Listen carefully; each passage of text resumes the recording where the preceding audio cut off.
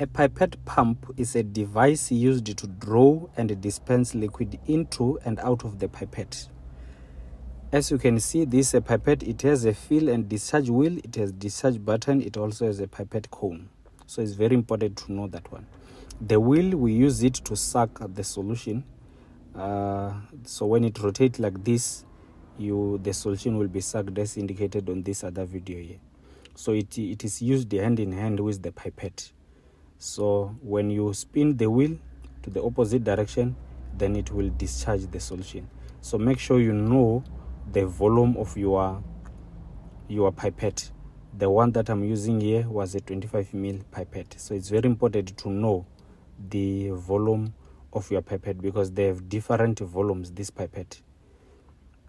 So the pipette itself, it's something of this nature. If you can see, I have already mentioned to say we have different mils. So this is how you check the volume of the pipette. And we also have the so-called a mark. If you can check on this video, we have a mark. So that's where you fill your solution, and it should be the end point there on the mark. You should not fill your solution halfway or otherwise. The solution should be exactly there at the mark. And you will use this pipette pump, the red one.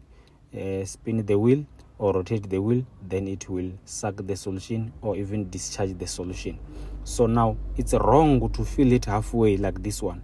The correct way is this one here. You fill it to the mark. So when as indicated here, so when you fill it to the mark, then you can say you have successfully added 25 ml, since I'm using 25 ml here of the volume. But if it was written 30 ml or 20 ml and so on and so forth, it simply means that any solution or any liquid that I add that is being added to the pipette, it's of that particular volume. When it's added to the mark there, it's very important to note a mark. Actually, before you even started using this pipette, check the presence of the mark, not the blue mark at the tip there. No,